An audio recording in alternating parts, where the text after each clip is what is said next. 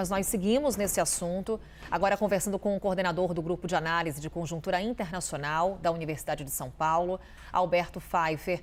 Alberto, muito obrigada por estar conosco. Uma boa tarde.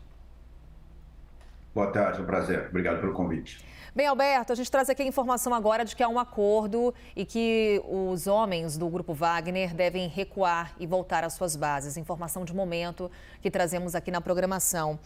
Mas, apesar desse acordo, a fragilidade russa, ela foi exposta diante da iminência de uma guerra civil em território russo?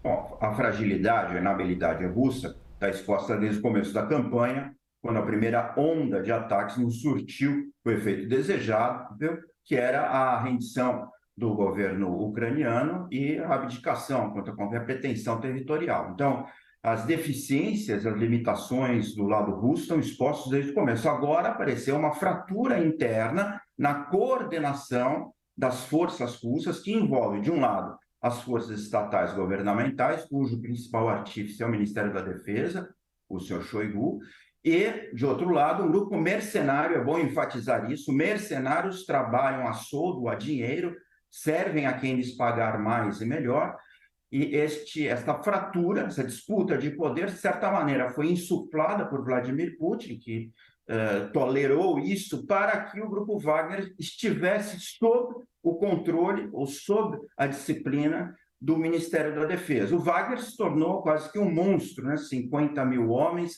bem equipados, com experiência de combate. Então, isso causou, de parte do Ministério da Defesa, um alegado ataque, segundo Prigozhin, a um acampamento que matou diversos combatentes do Grupo Wagner e gerou esta reação dele, ameaçando, em primeiro lugar, se insurgir com respeito ao governo, disputando o poder com o Ministério da Defesa, e, em segundo lugar, ameaçando atacar Moscou e depor Putin, né? Mas aparentemente recuou e as motivações para esse recuo parecem ser bem claras. Ele não detém poder suficiente para avançar até Moscou e se manter lá. Ele conseguiu tomar Rostov, que é uma cidade estrategicamente importante, mas próxima ali da linha de frente, né? Dos combates da campanha da Ucrânia.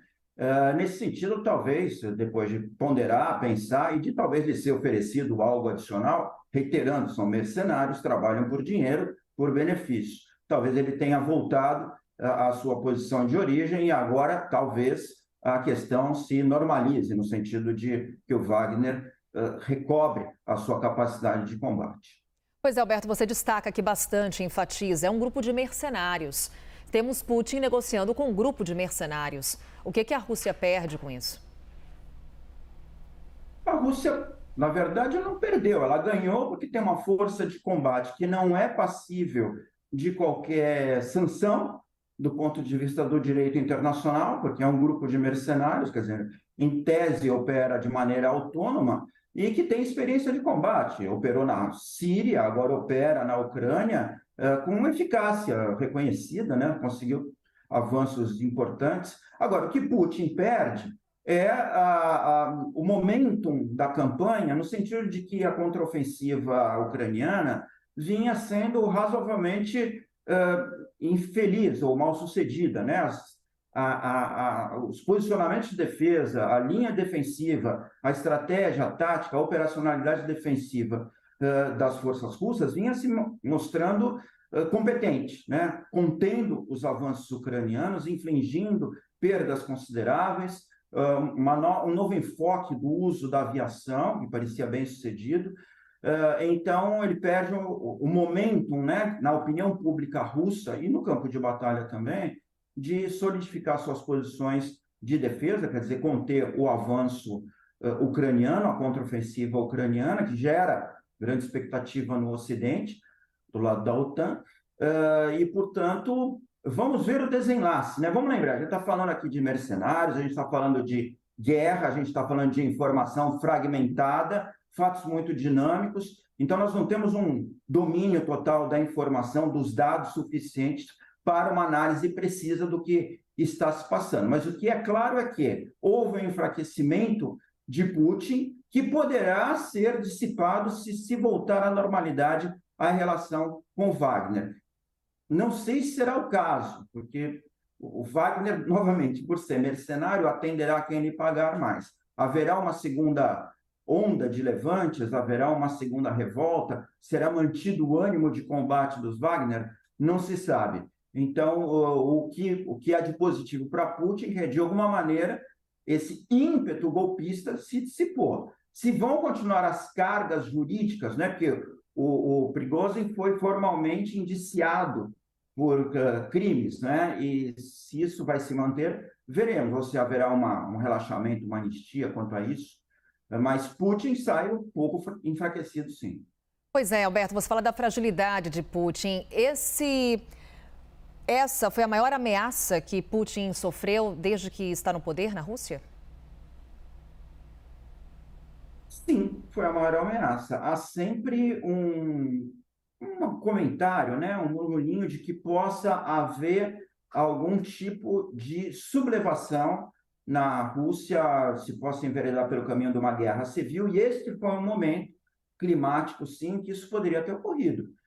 Se os contingentes do Grupo Wagner tivessem avançado mais, chegado, de fato, às proximidades de Moscou, com a adesão de algumas guarnições governamentais e com o apoio financeiro dos oligarcas russos que estão do lado de Putin, mas podem mudar de lado a qualquer momento, para o pagamento de seus contingentes. Lembrando, mercenários precisam receber dinheiro, né? Então, se não tiver pagamento, o Prigozhin não tem dinheiro para pagar os seus soldados, ele recebe do governo russo. Então, se alguém financiar, ele vai servir a quem financiar. Talvez não tenha dado certo esse estratagema, ninguém financiou, ele não tem dinheiro, vai perder a lealdade dos seus comandados, ia ficar sozinho, seria um homem, uma cabeça a prêmio, fatalmente seria capturado, seria talvez exterminado, neutralizado. Ele percebeu esse risco. Talvez isso tenha acontecido. Há alguma especulação também de que do lado ocidental tenha havido alguma oferta para que o Wagner, para que o Prigozhin servisse a interesses ocidentais. Não se sabe, é uma mera especulação. Há pouco, Alberto, eu conversava com o Lorival Santana sobre as declarações do líder do grupo de mercenários Wagner, o Prigozhin, em que ele colocava um alerta à população russa. Estão matando a população russa. Em que medida todo esse episódio vai forçar uma reestruturação da narrativa de Vladimir Putin? A credibilidade de Prigozhin é zero, né? O que ele fala não se assina embaixo. Então, ele vai falar o que lhe convier. A repercussão das falas dele junto à população russa é reduzida. Ele pode, sim, ser um bom combatente e o êxito dele, a credibilidade dele é a credibilidade de uma pessoa com um rifle nas mãos e com sucesso no campo de batalha. As palavras dele têm um valor instrumental para fortalecer as posições dele que tem a ver com a ação do seu grupo mercenário, o Grupo Wagner. Até que ponto a população russa vai comprar o discurso de um líder mercenário ou vai permanecer leal e em apoio ao seu líder supremo, Vladimir Putin, que está no poder já há mais de 2 décadas. Eu creio que deva pender a favor de Putin. A população russa, até agora, tem se mantido, na sua maioria, em favor da campanha, em favor, mais que tudo, da identidade nacional, da identidade russa, né, na sua multinacionalidade, mas da coesão do Estado russo, e tem apoiado a campanha, sim. Os impactos das medidas do Ocidente para enfraquecer o regime têm sido muito débeis, né? O embargo econômico não surtiu o efeito desejado. Então, a população russa, apesar de demonstrar algum incômodo com o prolongamento da campanha, com perda de vidas e com, claro, alguma drenagem de recursos econômicos, isso evidentemente não é satisfatório para a população, mas permanece leal ao regime, permanece enfileirada ao lado de Putin, né? Enquanto não houver um alinhamento de forças internas, políticas, sociais e econômicas russas que representem de fato uma ameaça a Putin, Putin permanece firme no governo. Poderia enfraquecer-se na frente de batalha se o Grupo Wagner deserdasse na sua totalidade, mas isso não acontecerá. Se Prigozhin desaparece, outros assumirão a liderança do grupo, receberão os seus honorários, os seus valores cobrados e continuarão a combater. É tão simples quanto isso. E, Alberto, e para a guerra na Ucrânia, para o Ocidente, o que essa fragilidade exposta de Putin traz de consequência? Traz de consequência essa percepção clara de algo que já era comentado, que é essa dificuldade na coordenação da campanha entre as forças mercenárias do Grupo Wagner, que são linha de frente, são muito engajadas, e as forças ligadas ao Ministério da Defesa, são as forças oficiais, e uma disputa de poder entre o ministro da Defesa, o Shoigu, e o seu vice-ministro, Gerasimov, e o Prigozhin. É uma disputa muito grande entre essas duas vertentes da campanha, e que tem causado alguns transtornos, porque o comando, não sendo central, é claro que há uma pulverização das iniciativas, isso é sempre ineficaz em campanhas militares. Então, há aí, vamos dizer, uma cunha a se explorar ainda mais. Mas não é nenhuma novidade. A falta de comando e controle, de coordenação da campanha russa é algo que foi percebido logo no início da campanha, perdurou por alguns meses, foi, de alguma maneira, reorganizado recentemente, quando houve alguns reposicionamentos estratégicos, a retirada de Kherson, o desenho das linhas defensivas, que novamente têm se mostrado bem-sucedidas no início dessa contraofensiva ucraniana. Então, de fato, esse evento, esse fato, se ele se consumar como está aparentando, novamente informações muito dispersas e dinâmicas, né? Mas se houver esse recuo do Grupo Wagner, retoma-se o empenho na frente de combate e não há nenhuma grande novidade, né, que haja essa dificuldade de coordenação. Mas, claro, é um ponto, aumenta um pouquinho uma fratura que já era exposta. Alberto, para a gente encerrar, como você disse, ainda informações muito imprecisas. O que temos aqui de informação é um acordo foi fechado a ponto de que esse grupo estaria retornando para a sua base. Esse acordo teria sido mediado por Belarus. Qual o simbolismo que você vê disso? Qual que é a representatividade de Belarus nessa conversa? Por que colocaram Belarus aí? Nós temos que pensar, né?